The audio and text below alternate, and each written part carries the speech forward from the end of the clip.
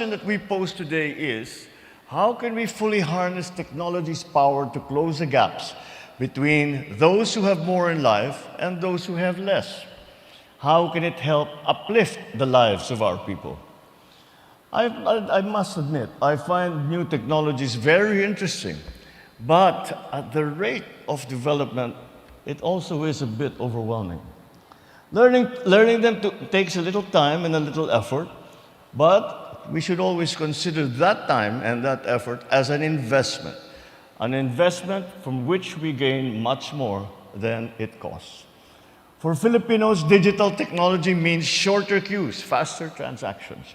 It means ease in paying bills, renewing licenses, and accessing government services. It also means that our farmers can register their products online. Teachers can access digital tools. Entrepreneurs can sell to larger markets.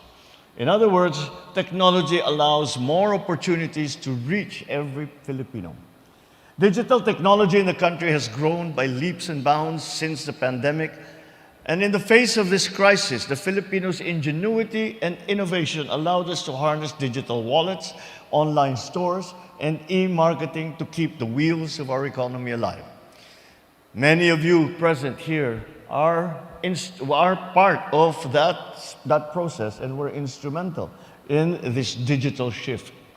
More than half of our payment transactions in 2024 were made digitally. The advancement in financial technologies made paying bills and sending remittances safer and less burdensome.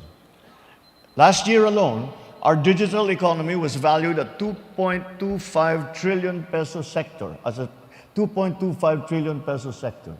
That is equivalent to 8.5% of our gross domestic product. It also created 11.3 million jobs. Now, this is a good development, but there is much room for growth. We see the greater need to tap the endless possibilities of a truly digital Philippines. We are determined to seize that growth. We are investing in the National Fiber Backbone, or NFB, and once completed by 2028, the NFB will span the archipelago, giving 17 million Filipinos faster and more reliable internet access. We are also completing our Philippine identification system to provide every citizen with a trusted digital national ID. This will make, in Fintech parlance, KYC, or Know Your Customer, easier, and financial services more accessible to more Filipinos. Aside from these, we are providing internet connections to all schools through the Free Wi-Fi for All program, complemented by the Bayanihan SIM project. It will give students and teachers, especially in the remote areas, access to digital tools. But we must also recognize that progress comes with challenges. Any powerful tool cuts both ways. In this digital age, we must become more vigilant against the risks that come with it. Fraudulent schemes and scams are becoming increasingly sophisticated every day.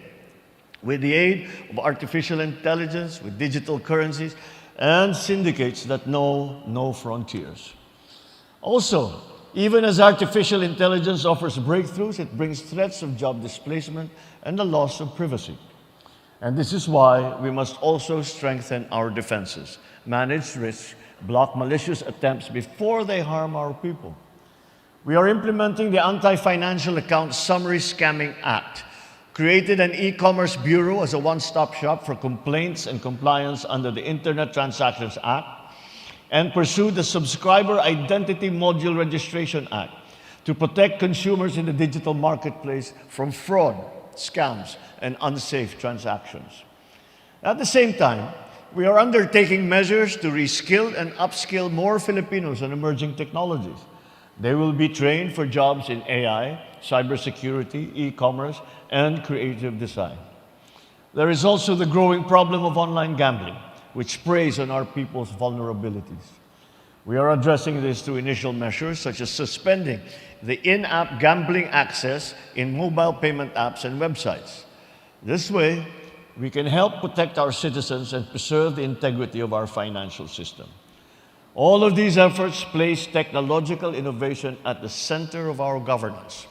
We aim to provide a government where technology is optimized to improve service delivery, efficiency, and transparency. We envision a Philippines where every Filipino can reach their full potential and where new technologies open wider possibilities for all. At this juncture, I would like to thank the leaders, the thinkers, the innovators in this room for creating a future-ready, inclusive, and resilient Philippine financial technology sector.